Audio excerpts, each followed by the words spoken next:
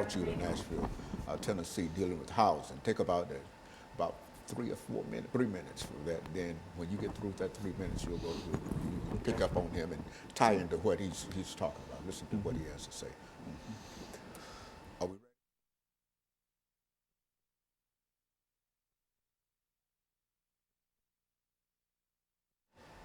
Thank you and welcome back to the second segment of the show for today. We're talking to Mr. JSettles and Mr. Carter Abels, and the topic is shelter for the homeless. Mr. Abels, before we had our first commercial break, we promised that we would give you an opportunity to say something about the great state of Arkansas that sent you to Nashville, and it'll give you an opportunity to sort of bring in the kind of information dealing with shelter for the homeless. And then Mr. Settles will sort of pick up on what you have to say, and then we'll be able to deal with this 8-minute segment from that perspective. Sure. So I was, fortunate to grow up in Jonesboro, Arkansas, so just about an hour northwest of Memphis. So close to Tennessee my whole life. Wound up coming to Nashville in particular to go to Belmont University here, and got connected to the social entrepreneurship program there, which is a really neat program in kind of launching people towards addressing social issues. But talking about housing and what we do, one of the things that is pretty staggering is just the immense need for this kind of housing. I mean, every year in Tennessee, 16,000 people are released from prison. And most of those people, when they're released, if they don't have a support system, if they don't have a job or family to take them in, they're essentially given the clothes on their backs, a one-way bus pass, and maybe $20 to $50. So if you don't have a support system in place, homelessness is inevitable, or those people wind up back incarcerated. And so the challenge that AFSIS House faces is how can we take in as many of those guys as possible and give them a chance to get on their own feet, to become contributing members of society, to find stability, and to re-enter society as productive citizens.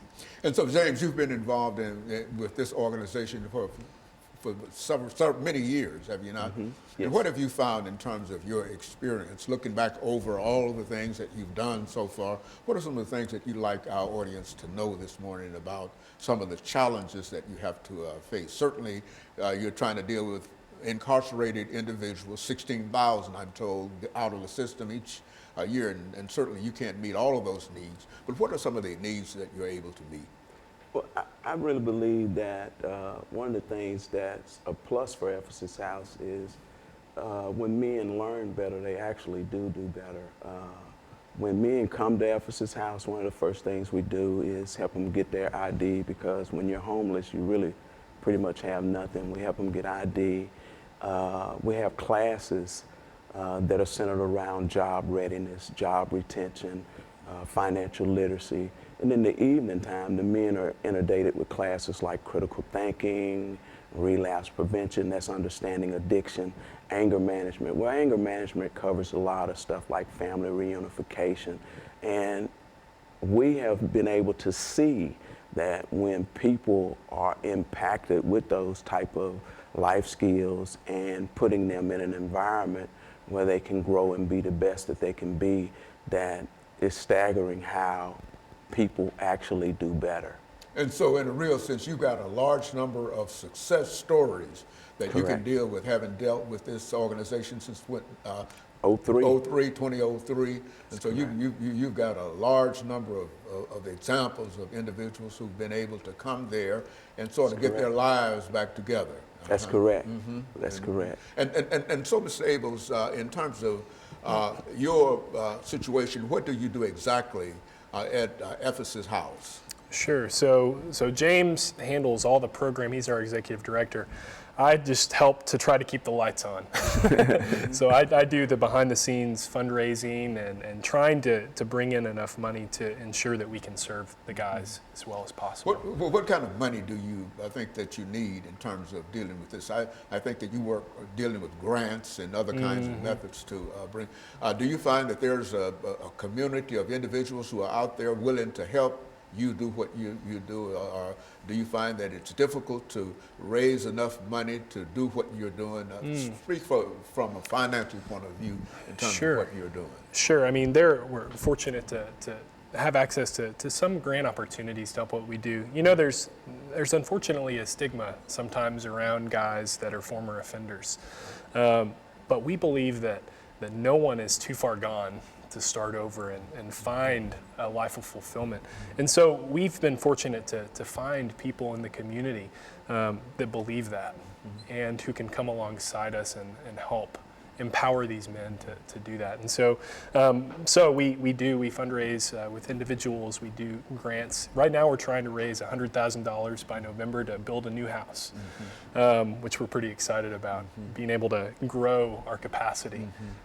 And so you've already got structures already completed, and what you're getting ready to go into a new building phase. Is that what you're saying? Why don't you say something about some of the structures that you already have completed?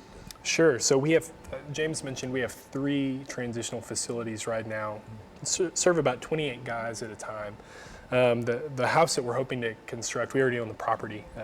This fall will house about 8 more, but James can share more. We're hoping to construct a new campus that will be able to sort of bring all of this under one roof and really increase our capacity. And in terms of reaching out, and are these individuals involved in some other kind of activity, work-related activity that will not only support them, but would also help to support the facility itself? I mean, what do they do? Certainly they have a program worked out for education and et cetera, but what are some of the other things that they might be able to do to help themselves? Well, one of the things I'm constantly seeing is people have to be in an environment where they can grow and be the best that they can be. And that's why we're so excited about what we do at Ephesus House. And we're talking about a bigger number of people that we're trying to serve. One of the things we see that happen is when it comes to life skills and what we do right now, it's perfect. And the only thing that we're talking about adding as we add more people to the campus is an apprenticeship program. Because it is true, you don't work, you don't eat. So how do we train and give people life skills, not only life skills, but give them a gift or a trade that they'll be able to fend for themselves. And our goal is hopefully a person can be at Ephesus House for a year and be able to say, hey, I got 2,600 hours in carpentry, or I got 1,900 hours in electrical. And to me, that when you get the man, you not only get him, but you get everything that he comes in contact with. That's his children, that's his wife if he have a wife, or that's his girlfriend. But the key is how do you give him good. Okay, so what we'll do is we'll take our first commercial break, and our second commercial break, and we'll be back with our audience following this very, very short commercial break.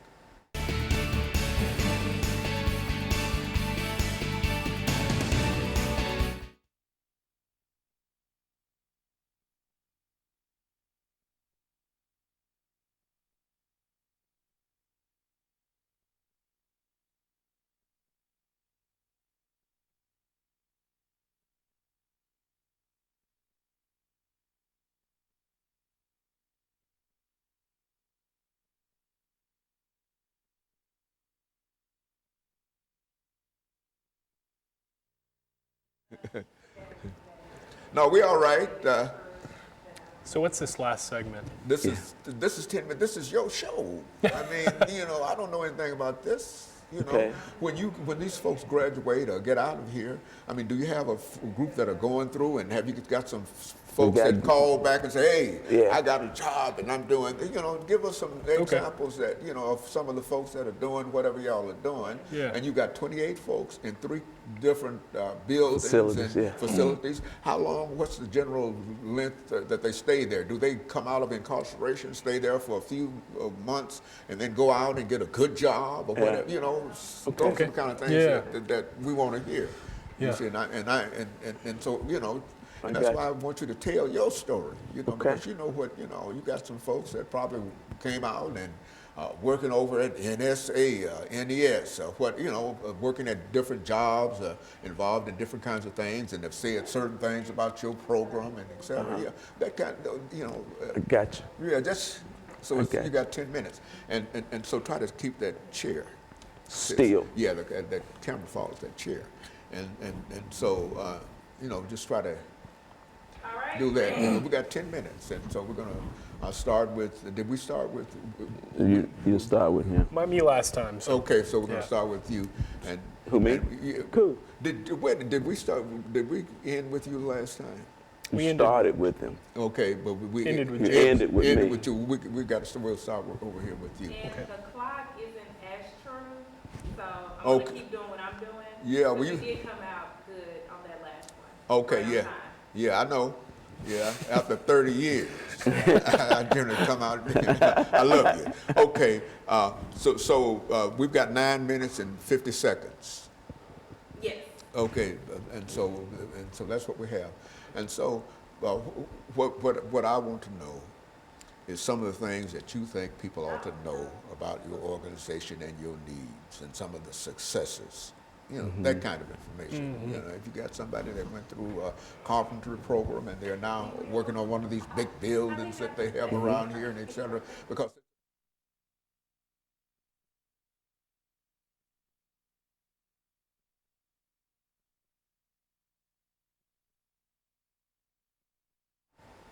thank you and welcome back to the final segment of the show for today.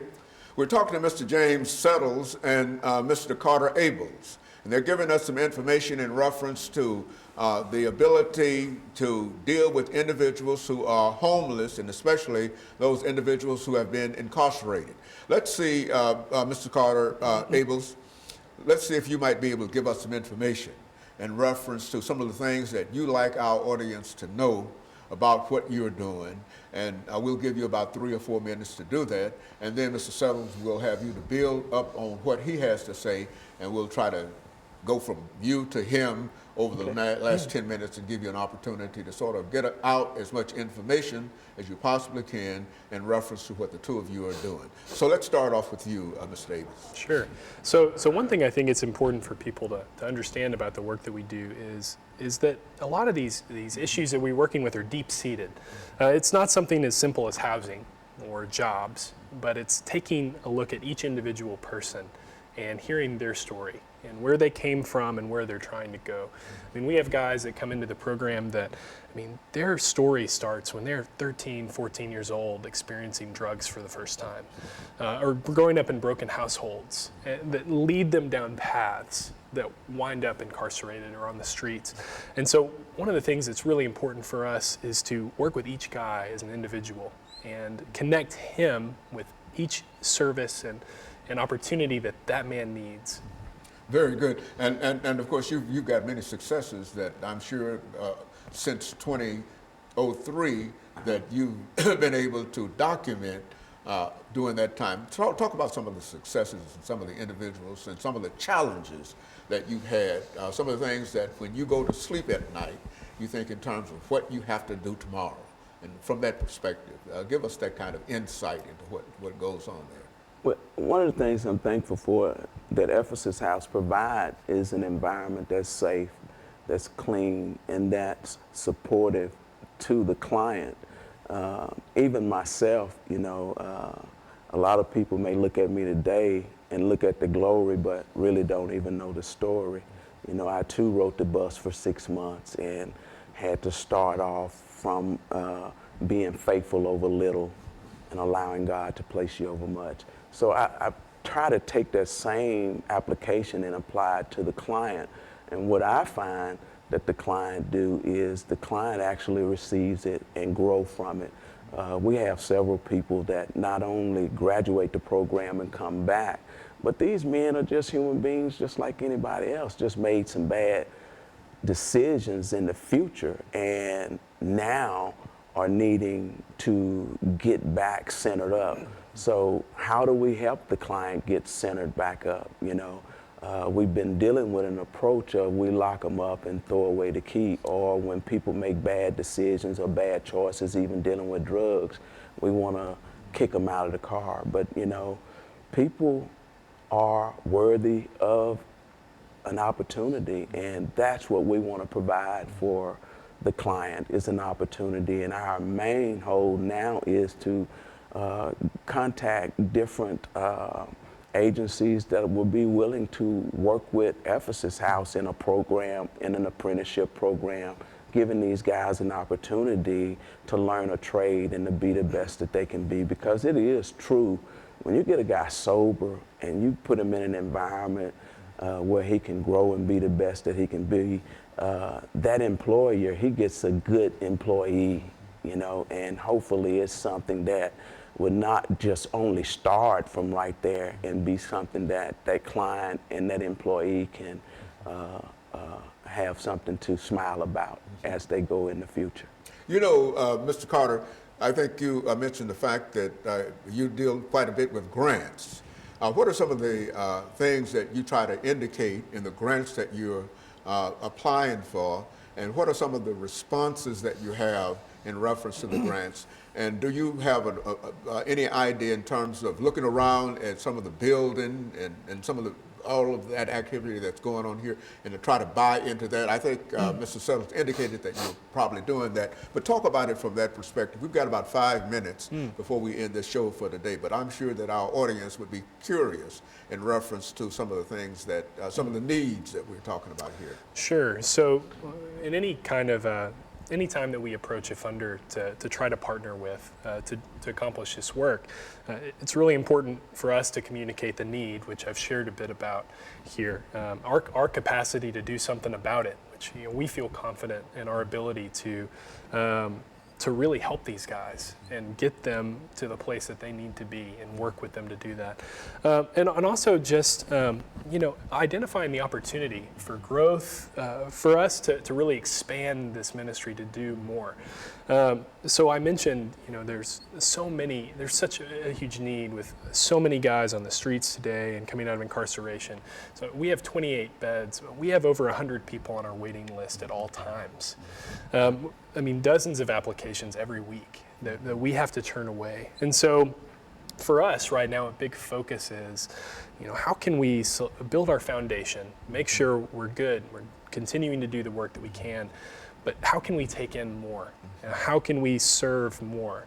So one of the things we're really excited about is the growth of a new campus and a new facility, and we want people to participate in that, you know, to buy into it, and as a community rally around these guys. I mean, people can come and be a mentor to these guys. They can come and even teach a class if that's their expertise. You know, they can come engage and rally around these guys. And so that's really what we're looking for.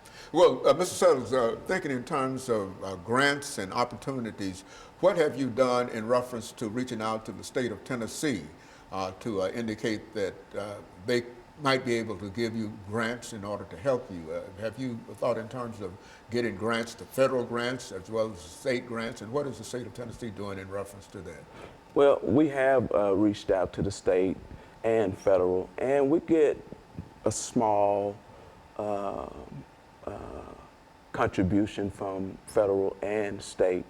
But it takes more than federal and state funding. It takes funding from all angles. And when I say all angles, it takes funding from private donors, and we also want to make sure that the client buy into it too. So the client has some kind of responsibility as well, because one of the things in America is nowhere do you live for free. So one of our things is we try to make sure that the client has a responsibility into being into the program. That means he has to give something, because when he leaves Ephesus House, he's going to have to pay rent somewhere. So we want to do this thing where the foundation is right for everybody. So in a real sense, they live there rent-free and without any kind of compensation from them in terms of helping you to move your organization forward. Is that what we're saying? Yeah, but that may be initially. But see, our goal is how do we take a client that comes to Ephesus House with nothing and help that client establish a foundation where that client is a tax-paying citizen and he's also participating in paying where he lives.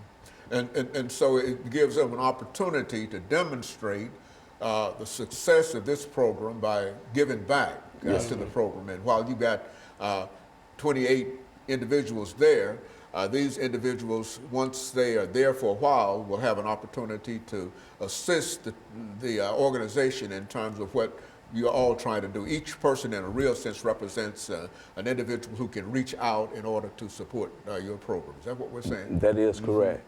That is correct. Now, Mr. Carter, what are some of the last statements? We've got about 50 seconds here. What are some of the last statements that you'd like to leave with our audience this morning in reference to what you're doing here? Sure. Well, thank you again for having us, and we're excited with what we're doing, and we want to encourage anyone who might be watching to participate in this work. It's so important. Feel free to call our office, go to our website, and get involved. And on a personal